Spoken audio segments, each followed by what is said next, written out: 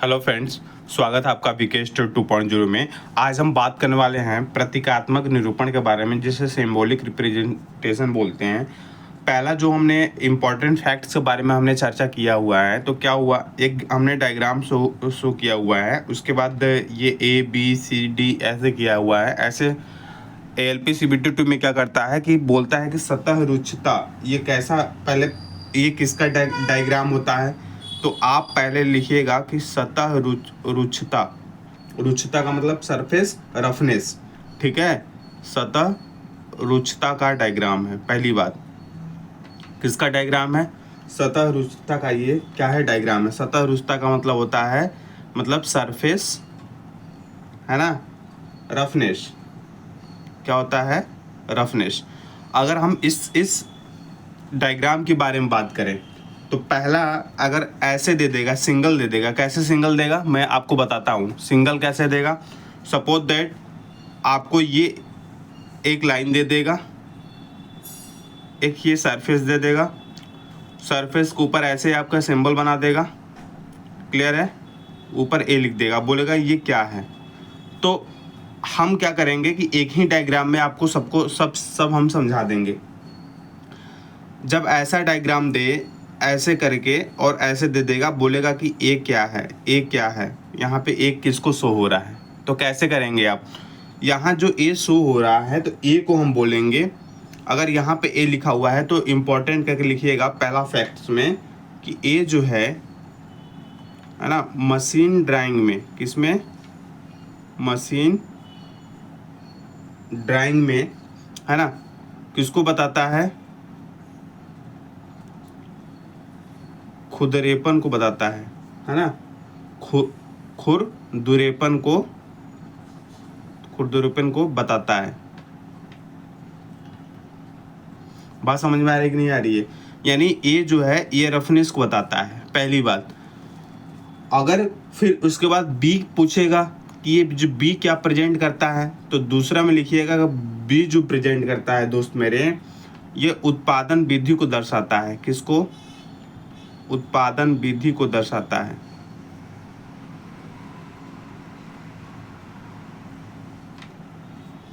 किसको दर्शाता है?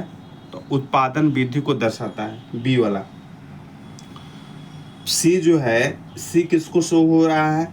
तो सी लिखिएगा कि जो सी जो प्रदर्शित होता है, ये क्या होता है कि ड्राइंग में जो इसका जो प्रतिदर्शन होता है, ये लंबाई या क्या, लंबाई या वेवीनेस की ऊंचाई को दर्शाता है। किसकी? वेवीनेस की ऊंचाई को दर्शाता है, ठीक है। लंबाई या वेवीनेस की ऊंचाई को दर्शाता है, सी, ठीक है। 4 नंबर देखिए, अगर 4 नंबर डी की बात बोलेगा तो डी क्या है, मैं ट्रिक बताऊंगा। डी है मशीनिंग छूट, मशीनिंग छूट को दर्शाता है। डी किसको दर्शाता है? तो मशीनिंग छूट को दर्शाता है। वेरी वेरी इंपॉर्टेंट, ठीक है। अब उसके बाद एफ क्या दर्शाता है भैया मेरे? डी के बाद ई आता है ना, तो ई को लिख लीजिए। ई क्या दर्शाता है? तो ई जो दर्शाता है ले, LAY, ले की दिशा, ले की दिशा, है ना। इसका मतलब है कि जिस दिशा में हमको फिनिशिंग करना है, जिस दिशा में हमको फिनिशिंग करनी है, क्या करनी है? फिनिशिंग करनी है। जिस दिशा में हमको फिनिशिंग करनी है उसको दर्शाया जाता है। क्या किया जाता है? दर्शाया जाता है। जिस दिशा में हमको क्या करनी है? फिनिशिंग करनी है, उसको इसमें दर्शाते हैं, ठीक है। और बचा एक, बचा एफ, बचा एफ का क्या रूल है? तो भैया एफ है सतह रुक्षता का मान। सतह रुक्षता मान दर्शाता है, सरफेस रफनेस दर्शाता है ना। इसका मतलब इसका जो मान होता है RA, यानी माइक्रोमीटर में। किसमें? RA माइक्रोमीटर में। किसमें होता है? माइक्रोमीटर में, है ना। RA माइक्रोमीटर के मतलब कि आर जो होता है माइक्रोमीटर में, इसको छोड़ करके, माइक्रोमीटर को इसको छोड़ करके इसको जो रिप्रेजेंट करते हैं R4 और R3 आदि द्वारा प्रदर्शित किया जाता है, आदि द्वारा प्रदर्शित किया जाता है, प्रदर्शित किया जाता है। किसके? R4 और R3 द्वारा क्या करते हैं? इसको प्रदर्शित करते हैं। ये सारी आपको क्लियर हुई भैया मेरे? अगर ये पूछ दिया क्वेश्चंस ना, ये क्वेश्चंस पूछ दिया तो इसी जितने जितने हमने ये जो टॉपिक अपने हमने पढ़ाया हुआ है, इसमें से ज़रूर एक क्वेश्चंस फंसेंगे ही फंसेंगे। एक क्या करता है? खुरदरेपन को दर्शाता है। बी क्या है? उत्पादन की विधि को। सी क्या है? लंबाई या वेवीनेस को। डी क्या है? मशीनिंग छूट को। ई क्या है? लेआउट की दिशा, जिस दिशा में हमको मशीनिंग करनी होती है। ठीक है। ई क्या है? सतह रुस्ता को दर्शाता है। इसमें आर को छोड़ करके इसे R4 और R3 से प्रदर्शित करते हैं। ठीक है, ठीक है मेरे दोस्त। अब देखो हम बात करते हैं याद कैसे होगा सर। देखो अगर हम याद करने की ट्रिक की बात करें कि कैसे याद होगा, तो अगर ए खुरदरेपन को दर्शाता है, यानी जो टॉप पर होता है, जो टॉप सरफेस होती है, हमेशा टॉप सरफेस पर हम चलते हैं। बात को ध्यान रखना भैया मेरे, याद करने के लिए थोड़ी हम विधि बता रहे हैं, थोड़ा बहुत याद हो जाए आपको।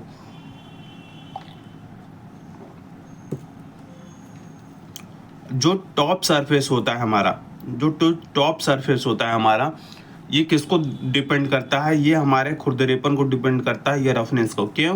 क्योंकि हम टॉप सरफेस पे ही चलते हैं।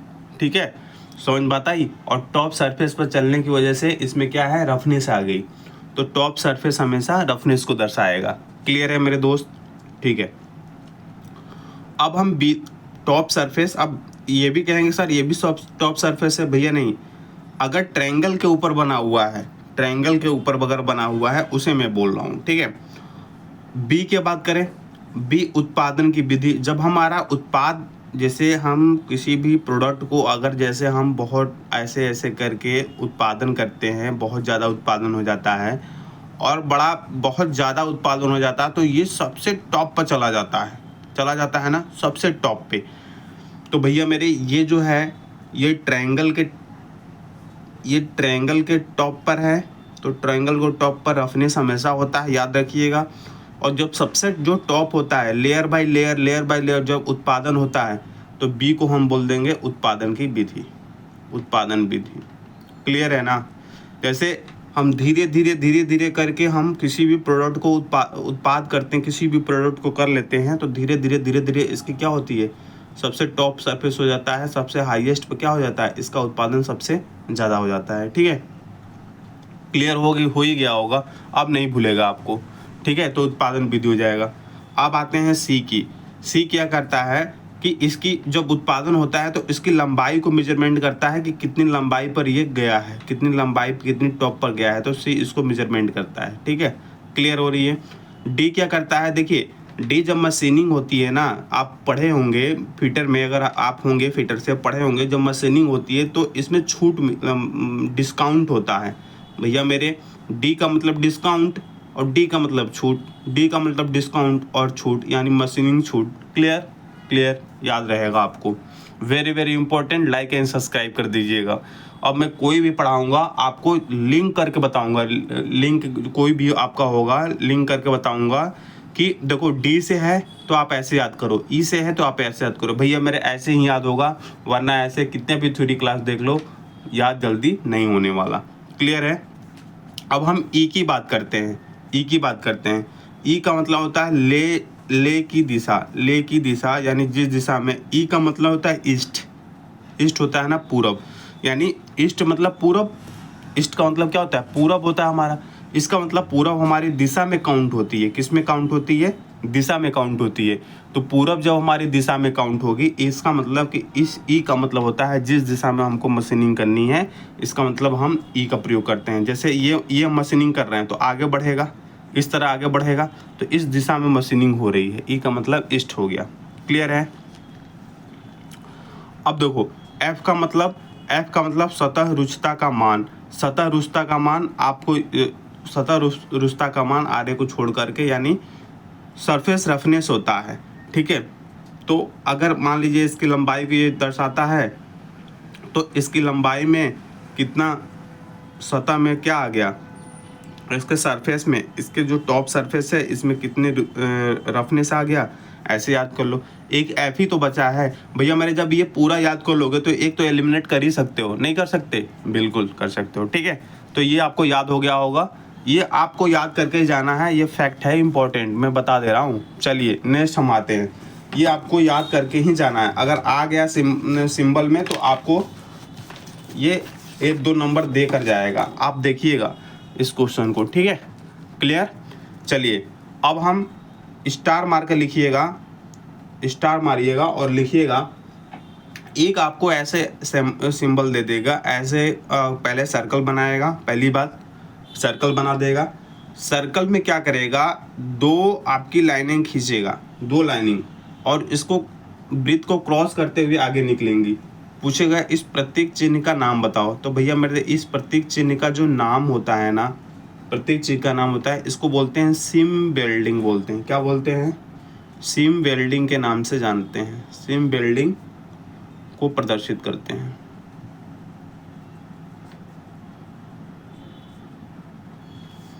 सिम वेल्डिंग को क्या करते हैं, प्रदर्शित करते हैं। किससे प्रदर्शित करते हैं? सिम वेल्डिंग को।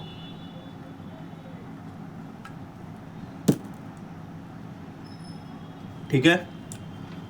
अगर त्रिभुज के साइड का हो ऐसे, तो इसको फिलेट बेल्ट के नाम से जानते हैं। किसको? फिलेट बेल्ट के नाम से जानते हैं। किसको? फिलेट बेल्ट के नाम से जानते हैं। फिलेट बेल्ट के नाम से इसको जानते हैं, है ना, फिलेट बेल्ट। अगर आपको ऐसा मिल गया, ऐसा, इसका मतलब ये तार को एक लाइन में जोड़ रहे हैं, तो इसको बोलते हैं वायर्स जोड़, वायर्स जोड़, ठीक है। अब सिम वेल्डिंग कैसे याद करेंगे? तो भैया मेरी ये सेम लाइनिंग एक दूसरे को क्या कर रही है, आपस में क्रॉस कर रही है, क्रॉस नहीं कर रही है, एक वृत्त को क्रॉस कर रही है। क्लियर है बात कि नहीं है? बताइए, ये क्लियर हुआ बात? बिल्कुल। तो ये सब आपको ध्यान रखना है, ठीक है। हमने वीके स्टडी 2.0 चैनल पे, वीके स्टडी 2.0 चैनल पे प्लेलिस्ट में जाइएगा, हमने आपको इंजीनियरिंग टैंक में ये सब पढ़ा रखा है। यहाँ पे हम बस रिवाइज करवा रहे हैं और कैसे याद करना है उसके बारे में हम चर्चा कर रहे हैं, ठीक है। आप कृपया फॉलो एंड लाइक कर दीजिएगा, मेरे चैनल को सब्सक्राइब कर दीजिएगा, ठीक है जी। अगर एक सर्कल बना हुआ है, जो इम्पोर्टेंट है मैं करा दे रहा हूँ, सर्कल बनाया हुआ है, इस सर्कल में 2 ऐसे सिंबल ऐसे जोड़े गए हैं। इसका मतलब वायरिंग जो पथ है ना, वायरिंग जो परिपथ है, वायरिंग परिपथ डायग्राम में, वायरिंग परिपथ डायग्राम में, वायरिंग परिपथ डायग्राम में क्या किया गया है, निर्वात पंखा को दर्शाया गया है। क्या किया गया है? निर्वात पंखे को क्या कर दिया गया है, दर्शाया गया है। क्लियर है? अगर वाई की तरह सिंबल आपको दिखे, जैसे वाई की तरह आपको सिंबल दिखे, इस टाइप का वाई की तरह अगर सिंगल दिखे, तो इसका मतलब होता है सिंगल भी बट वेल्ड को प्रदर्शित करता है, को प्रदर्शित करता है। ठीक है, ठीक है। अब एक चीज सिंबल, इस तो सबको पता होगा कि ऐसे जब सिंबल अगर बनेगा, इधर माइनस इधर प्लस, इसका मतलब क्या होता है कि प्रतीक एक कैसी है, प्रतीक एक सेल को रिप्रेजेंट करता है। किसको? सेल को प्रदर्शित करता है। किसको प्रदर्शित करता है दोस्त मेरे? एक सेल को प्रदर्शित करता है। किसको? एक सेल को प्रदर्शित करता है, ठीक है। एक किसको प्रदर्शित करता है? सेल को प्रदर्शित करता है, ठीक है। उसके बाद एक प्रतीक और लिख लो आप। एक लाइनिंग बनी है और दोनों तरफ त्रिभुज है। दोनों तरफ क्या है? दोनों तरफ त्रिभुज है, ऐसे करके। तो ये जो चिन्ह होता है इस किसको डिपेंड करता है, ये बोलता है कि वोल्टेज डिपेंडेंट, वोल्टेज डिपेंडेंट को क्या करता है, वोल्टेज डिपेंडेंट प्रतिरोध को दर्शाता है। ये सिंबल पूछ लिए जाते हैं, इसलिए आपको याद रखना है, याद रखने की ज़रूरत है। लेकिन हमने पढ़ाया हुआ है, आप हमारे चैनल पर जाइएगा तो आप देख पाएंगे इसको, ठीक है। उसके बाद अगर हम जी की बात करें, जी की किसकी, जी की बात करें, ऐसे जी की बात करें ऐसे करके, इसका मतलब है कि ए सी जनरेटर, किसको, एसी जनरेटर को क्या करता है, प्रदर्शित करता है, एसी जनरेटर को, ठीक है।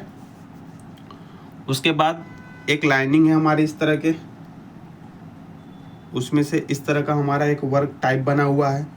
तो ये परिपथ में प्रयुक्त होने वाले इसको क्या का फ्यूज को, किसको, फ्यूज को दर्शाता है, किसको दर्शाता है, तो फ्यूज को दर्शाता है, किसको दर्शाता है, फ्यूज को दर्शाता है, ठीक है।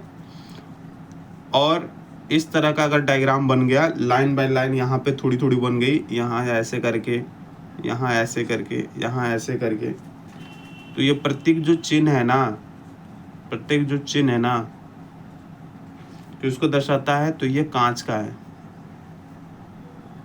कांच का है, किसका है, कांच का है। तो ये सारी चीज़ें आप ध्यान रखेंगे। सबसे मोस्ट इम्पोर्टेंट जो है, जो हमने आपको पहला बताया हुआ है ये, ठीक है।